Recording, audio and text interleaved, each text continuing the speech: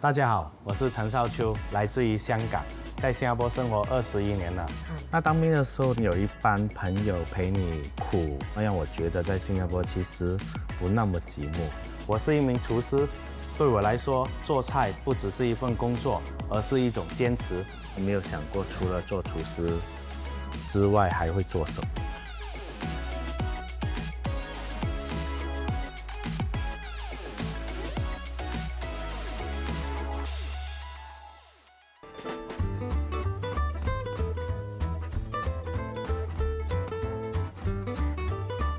在新加坡，到处可以吃到广东菜，来自香港的厨师也不少。今天要认识的这位，他不随波逐流，而是用自己的风格走出一条不一样的路。他就是陈少秋 ，Chef E。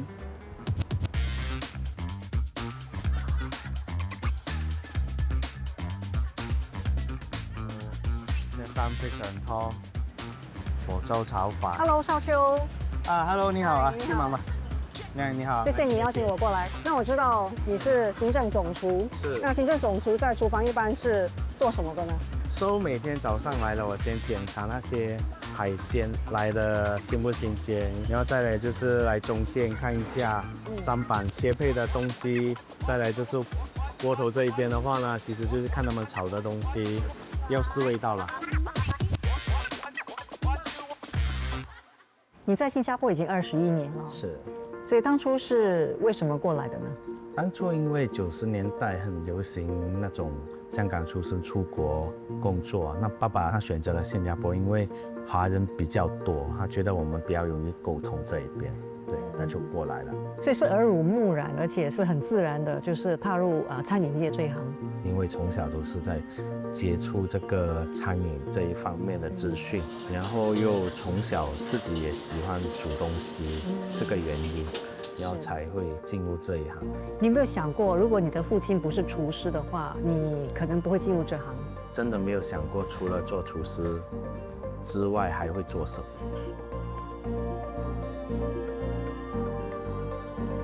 是在父亲介绍下，在他的朋友的餐馆开始学炒菜，是学广东菜，传统的广东菜。那这家餐厅是去年3月开张的。你觉得你主理这家餐厅，它的整个概念和你过去有不同吗？我在开张之前，我跟我现在的合伙人，我们大概大大小小去了10多20个国家，去尝试人家的餐饮。然后我们是主打一个比较摩登的一个中餐厅，那做融合菜来符合现在的这个市场。这家餐厅的主打菜有哪些呢？我的主打菜的话是北京烤鸭，还有叉烧。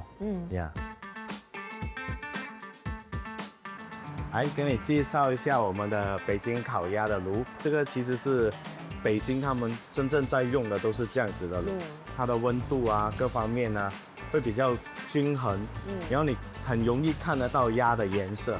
那现在可以看得到，好像格子这样子，它其实就是那种北京鸭本身的一个皮的一个纹路来的。所以我们选用的鸭也是不能选超过3公斤，因为太大的鸭呢，它的毛孔就会变粗的话，其实那个皮就没有那么的好了。在你所有的拿手菜当中，哪一道是最能够代表你的呢？应该是叉烧。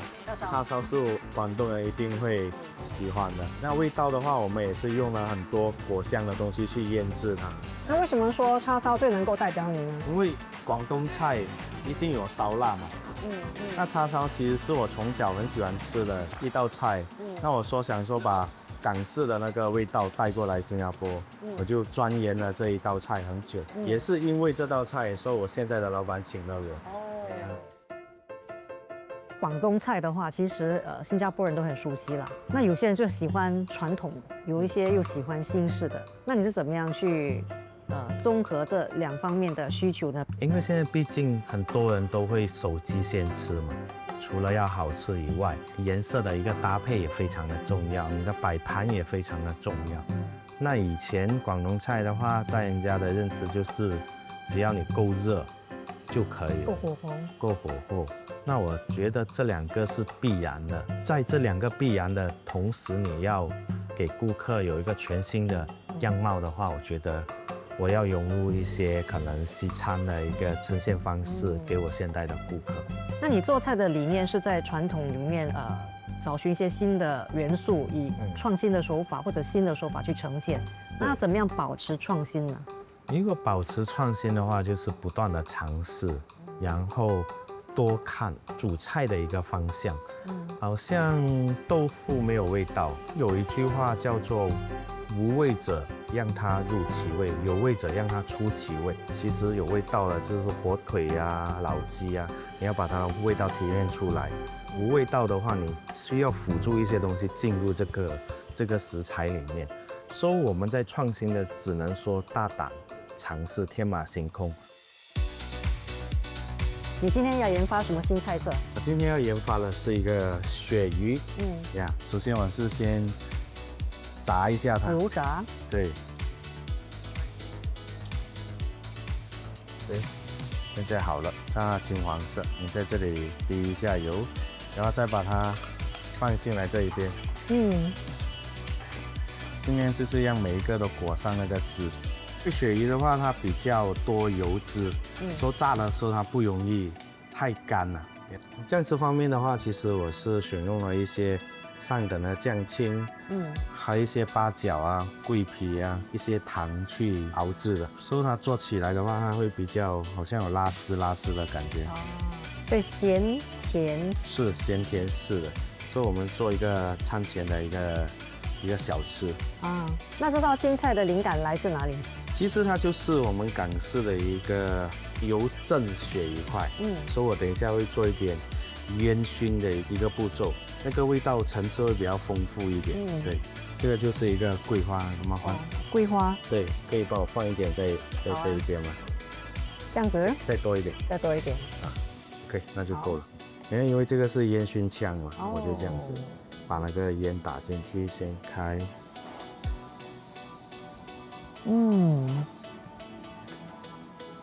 那一般你多久需要研发新菜色？也不一定，大概每个月有一次这样子的一个研发菜。好，那我试一下。我这个是有拔丝的感觉。外面很脆，然后里面的那个鱼肉还是软的，然后有点湿度，很特别。所以当初过来的时候，有怎么样的一个遭遇吗？或者是有没有遇到一些困难？有，当然有。第一是语言的问题嘛。那我还记得我住的那个是在嘎东租的一个地方，那下去买水都不懂要怎么讲，因为是一个印度的小 market，就觉得在这边又没有朋友，沟通又很困难。那是当时是想马上就要回去香港这样。听说你差点要离家出走？是，不是差点，是要离家出走。就想说买个机票算了，回去了，什么都不管了，找朋友各方面，因为实在是对我来讲，在这边实在是太煎熬了。不久后就去当兵，刚开始其实是非常痛苦的，连最简单的转左转右都不懂要怎么听那个语言，就全部人都在转左，连只有你不动。现在你知道左叫什么吗？马来语。现在忘记了。那你是在什么时刻觉得自己真的能够融入这个社会，留下来的？一定是当兵的时候。那当兵的时候，当然有一班朋友陪你苦，陪你一起被罚，就是慢慢的变成兄弟。这样这一个过程的话，让我觉得在新加坡其实不那么寂寞。如果你没有来新加坡，继续留在香港的话，你现在的发展或者机遇有什么不同吗？在那个16岁的年纪，真的没有想过以后要怎么样，然后以后要做什么，它都是一个未知数。反而来了这一边，学习了餐饮，认识了这一面，又爱上了这一个。我觉得反而来新加坡可能对我是更好的一个选择。做了厨师之后，有没有也结交到一些比较谈得来的同道厨师朋友？有，因为我毕竟也跑了好几个地方嘛，那每个地方都会认识到一些师傅、一些伯乐。然后呢，我们认识了佛尔逊大师，就是 Chapang， 还有几个兄弟。我们经常都会聚在一起。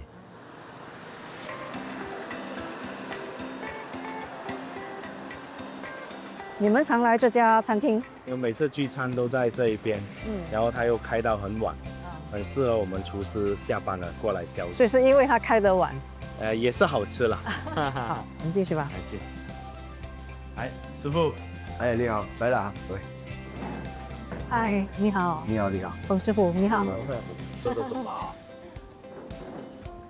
那冯师傅，我们知道就是在《三把刀》这个节目当中，你选了 Chef Lee 作为你的徒弟。是的。为什么会选他这个徒弟呢？我认识少秋其实是蛮多年的了，然后我们协会经常都会组队到国外去参加那个烹饪比赛，在整个比赛过程其实他都很用心。这个比赛的实际操作中哦，很多时候食材都靠他临场的发挥的。所以我们三把刀拍这个节目的时候呢，主要也是要靠临场的发挥。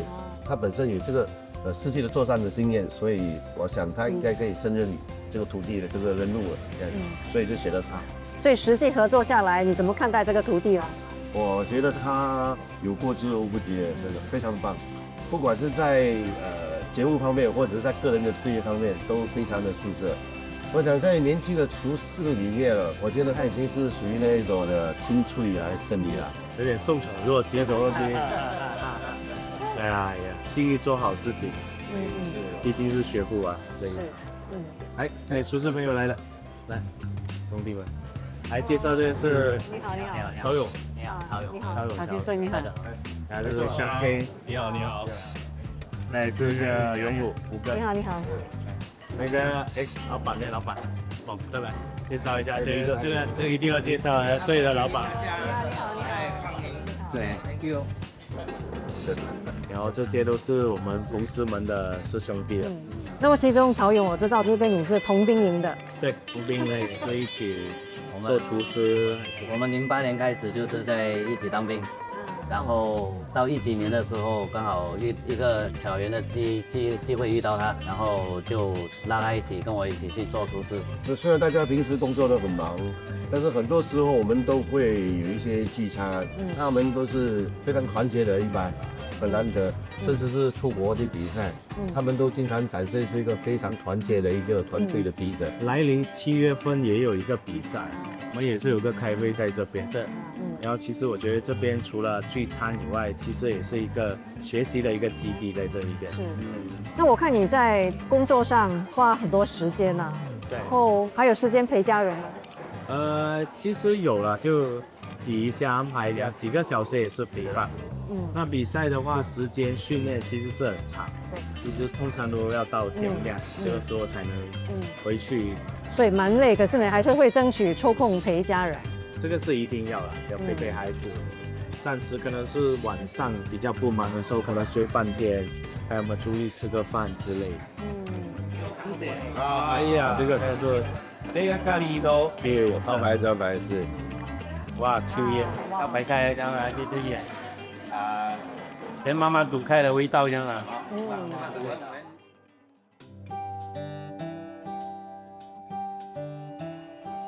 哇，這個地方看起來很新，而有些單位還在裝修。剛才我也看到一些裝修商正準備上來。哇哦！謝謝你邀請我來你的，看起來是新家，對不對？是，我們買了，搬進來半年了。哦。然後那這是裡面非常整潔。哎 ，Hello。Hello。大家好。最美的是我太太。嗨，陳太太你好。要我老大。嗨。老二還有老三。你們好。到家裡2個小狗。那剛才其實我就有一進門就注意到這裡有一整排的獎牌。是，這幾年的戰績都在這邊。所以從什麼時候開始？真正開始的話，其實是2017年就開始有機會加入了新加坡中廚協會，然後就認識了馮爾遜、Chef Pang，就給了我很多機會，然後就代表新加坡出戰世界各地了，這樣子。對。其實我也很好奇，像你的工作這麼忙，現在就是一個廚師，是丈夫，也是父親，你怎麼看待這3個角色？然後你怎麼分配你的時間呢？廚師的話，其實就把自己的工作做好嘛，把最好的食材提供给顾客。爸爸的话陪伴哦，因为我们毕竟不是5点6点下班的，我们通常在晚上，所以我们其实还蛮难的。那太太的话，这2年的话也比较多出国，我们2个人出国。其实我更多的话会喜欢去菜市场，当地的一些市场看看当地的食材，吃一下那些不一样的食物，去找一下灵感。其实我觉得这个是一个两全其美的一个东西。你们以前是怎么认识的？我们之前是在朋友的聚会上面，对是的，所以完全不同行业。对，完全不同。在你的眼里，他是一个怎么样的先生？怎么样的父亲？他是很有目标的人，他会给自己设立一个目标，然后朝着那个目标去努力。作为爸爸的话，我感觉还是很有责任感的，他是。这是厨房，开放式的厨房。开放式的厨房，对，这个是太太最喜欢的，她很喜欢喝咖啡，是每次泡咖啡在这边。所以我很好奇的是，你是厨师，那平时是谁下厨呢？他下手多一点，你多一点。对。那太太喜欢下厨。你会煮泡面，最厉害就是煮泡面。那在家的时候，通常一个星期你会下厨几次呢？哇，这个应该要说几个星期会下厨几次一次吧。那通常是因为比较忙嘛，在做工已经在煮了，所以在家就比较少煮。通常我们出去吃比较多。那孩子怎么看待爸爸这份工作呢？孩子感觉爸爸是一个魔法厨师。我叫他来，子晴，来。这是我女儿。子晴，对，在家里你会希望爸爸经常下厨吗？所以真的承认爸爸煮的是很好吃的。哦，那以后会想要当厨师吗？为什么这么坚定？我要当画家。哦，画家。画画很漂亮。所以像这个房间的设计是女儿自己设计的吗？那个床啊，还有那些床片啊，都是他自己选的。他做了很多那种水晶的那种帘子，一粒一粒粘的小小粒啊。那粘的话要很长时间，我是做不到。然后那个贝壳哦，其实都是我们在海边捡的。其实他有一个角色，就是儿子的角色，就是父母。儿子的角色反而觉得这几年做的并不及格，因为第一有自己的工作啊，有自己的家庭，跟爸爸妈妈吃饭的时间讲真的是少之又少，然后见面也少之又少，反而他们会经常过来我这边，然后我们也是希望接下来多点时间可以陪伴他们，就是来尽量1个月可能抽空吃1个晚餐还是怎么样。